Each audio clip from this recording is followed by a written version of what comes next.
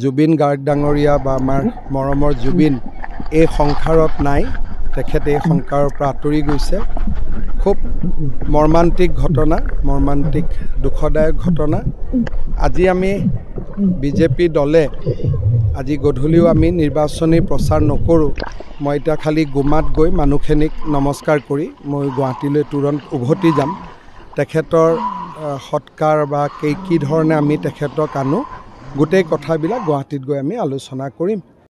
অতিকৈ দুখৰ খবৰ অসমবাসী ৰাইজ আমাৰ অতিকৈ মৰমৰ অতিকৈ চেনেহৰ আমাৰ হাৰ্টক জুবিন দা আমাৰ মাজত নাই বুলি ইতিমধ্যে জানিব পাৰিছোঁ ইতিমধ্যে আমাৰ অসমৰ মুখ্যমন্ত্ৰী ডাঙৰীয়াও ঘোষণা কৰিলে আমাৰ মাজত জুবিন দা আৰু নাই বহুত দুখৰ কথা বহুত দুখৰ কাহিনী শুনিলে আচৰিত লাগে শুনিলে মন বেয়া লাগে আমাৰ মাজৰ পৰা অতিকৈ অমূল্য সম্পদ জুবিন দা আৰু নাই বুলি আমি খবৰ পাইছোঁ গতিকেলৈ কি হ'ল কি ঘটনা এইটো যে জানিবলৈ মহাত্মা বল ইউটিউব চেনেলটো মোৰ পৰা শেষলৈকে চাওক এই মাত্ৰই ফোনটোত আছেই পবিত্ৰ মাৰ্ঘেৰিটা ডাঙৰীয়া তেখেতে মোক জনাইছে যে জুবিন গাৰ্গ ডাঙৰীয়া বা আমাৰ মৰমৰ জুবিন এই সংসাৰত নাই তেখেতে এই সংসাৰৰ পৰা আঁতৰি গৈছে খুব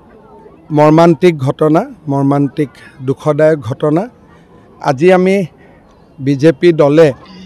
আজি গধূলিও আমি নিৰ্বাচনী প্ৰচাৰ নকৰোঁ মই এতিয়া খালি গুমাত গৈ মানুহখিনিক নমস্কাৰ কৰি মই গুৱাহাটীলৈ তুৰন্ত উভতি যাম তেখেতৰ সৎকাৰ বা কি ধৰণে আমি তেখেতক আনো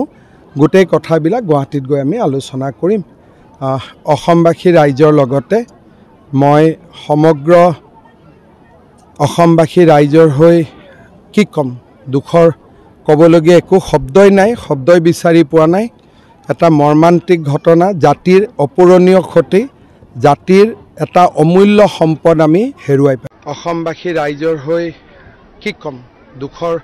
ক'বলগীয়া একো শব্দই নাই শব্দই বিচাৰি পোৱা নাই এটা মৰ্মান্তিক ঘটনা জাতিৰ অপূৰণীয় ক্ষতি জাতিৰ এটা অমূল্য সম্পদ আমি হেৰুৱাই পেলালোঁ